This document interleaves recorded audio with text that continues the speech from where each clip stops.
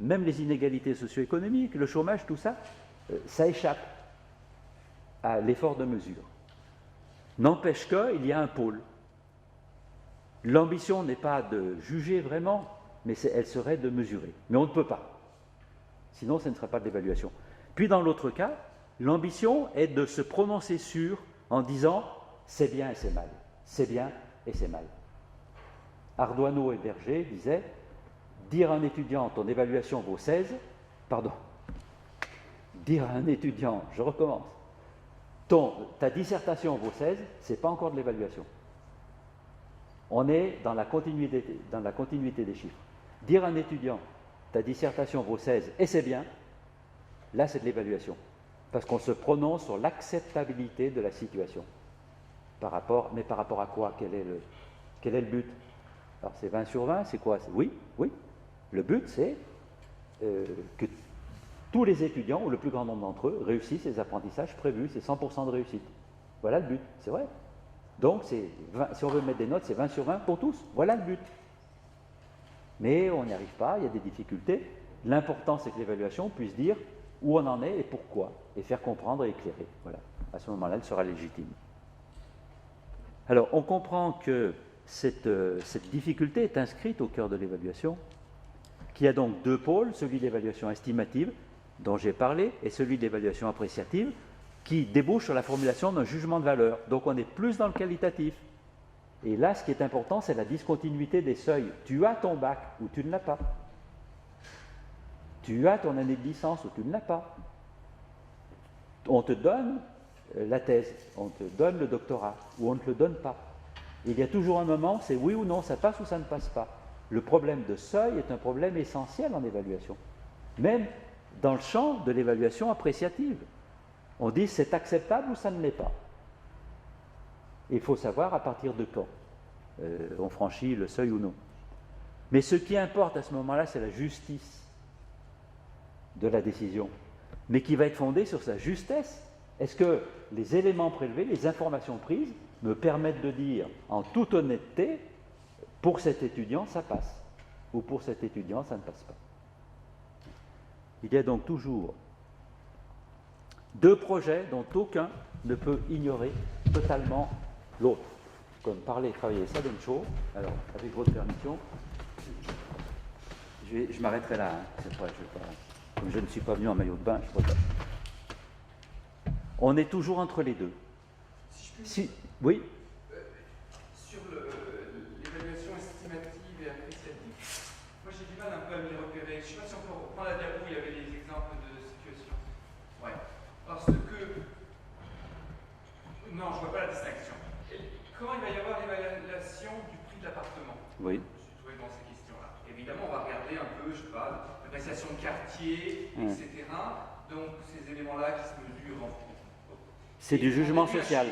Oui. On en a vu un chiffre, et je dirais quelque part le chiffre qui est derrière, il y a pour moi presque déjà l'estimation du 1-2, c'est-à-dire le 0-1, c'est-à-dire ouais, ça sera bon, ce prix-là sera acceptable, ce ne sera pas acceptable.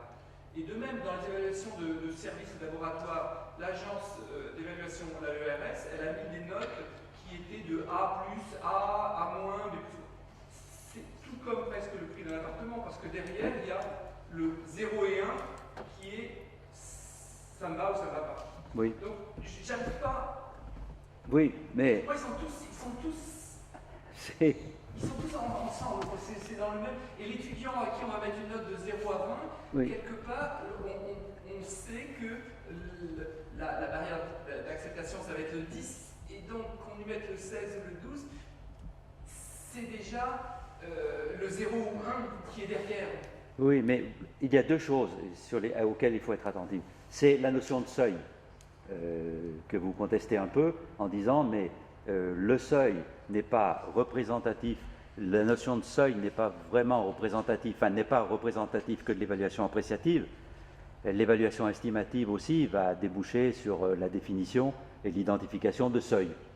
Hein, c'est ce que vous me dites, puisque dès l'estimation du prix d'un appartement, il y a déjà c'est acceptable ou non. Voilà. Alors il y a ce premier problème. Et puis, il y a un deuxième problème qui est celui de l'intention dominante. Alors, il me semble, moi je maintiens, je crois que il y a des gens pour qui l'intention dominante est de mesurer, et qui croient pouvoir le faire, et qui pensent que l'évaluation doit pouvoir mesurer la valeur des individus. Alors ce que je dis simplement, c'est qu'il est impossible au sens propre du terme, quand on est dans le champ de l'évaluation. Parce que, alors après, je sais bien que la limite c'est la mesure, mais est-ce qu'il y a une mesure objective, indépendante? Non, mais il y a quand même un projet qui est de mesurer sans juger. C'est peut-être l'idée de jugement qui est la plus importante. Il y a un projet qui est de mesurer sans juger. Alors j'ai un exemple, mais j'ai des tas d'exemples seulement, tant pis, hein, on restera très longtemps. J'ai l'exemple de notre fille. Je dis ma fille, mais quoi, on est deux, hein, il y a ma femme et moi, je vous ai parlé de ma femme. Donc notre fille, elle joue au volley. Pendant 10 ans, elle a joué à l'AS Grenoble. Elle a fait prépa dans le temps laissé libre par le volley. Il y avait 3 entraînements par semaine. Elle avait raison, elle a fait. Bon, c'était son projet. Hein. Elle jouait au volley. Mais elle nous disait je suis trop petite. Vous m'avez fait trop petite. Elle mesure 1m70. Pour celui qui mesure, il s'en fout. 1m50, 1m60, 1m70, celui qui mesure ne juge pas. Il ne se prononce pas. Il s'en moque. Il mesure. Celui qui est dans le champ de l'évaluation, comme Maud, là, elle jugeait, elle disait « ma situation n'est pas acceptable. Plus grande, j'aurais pu tenir un autre poste. » Là, elle est dans le champ de l'évaluation appréciative. Ce que je voulais dire simplement, c'est ceci, il ne faut pas croire à la possibilité de mesurer dans le champ de l'évaluation, il ne faut pas penser que l'on pourra mesurer objectivement des performances d'un individu ou d'une action sociale. Ça ne se mesure pas, ça s'évalue. Pourquoi? Pour cette première et radicale raison que celui qui mesure, son ambition, c'est de dire exactement combien il y a de mètres ou de centimètres, et qu'il y en ait 70 ou 1m70 ou 1m71, ce n'est pas son problème. Le deuxième exemple, c'était moi sur la balance. 77 kilos. Bon, 77 kilos, ma femme arrive, elle regarde par-dessus moi. Elle n'est pas plus grande que moi, donc elle regarde d'un côté. Mais c'est beaucoup trop gros. Pour 1m81, c'est beaucoup trop. Alors, on va faire plus de sport, on va boire moins de vin, voilà, ajustement. Hein, ça se traduit comme ça. Voilà la différence entre l'évaluation estimative et le jugement appréciatif. Mais ce que je voudrais faire sentir, c'est qu'il y a toujours des deux. C'est-à-dire qu'une évaluation, même appréciative, sans constat, c'est nul. Il faut que ça soit fondé sur un constat objectif. Et un constat qui croit n'être qu'un constat et qui n'a pas conscience de l'arrière-plan, de tout l'environnement subjectif et de valeurs qui l'entourent, c'est nul.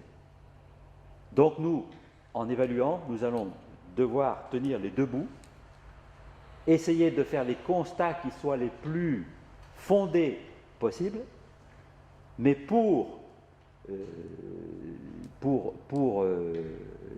fonder, pour pouvoir déboucher sur des jugements d'appréciation qui soient les plus justes possibles et les plus pertinents par rapport au constat. Il y a toujours la double dimension. Voilà. Mais ce qui me paraissait important, c'était de détruire cette fausse idée que l'évaluation est une mesure. Et de détruire cet autre comportement symétrique et faux, erroné, qui se traduirait par un déni du constat et de la mesure.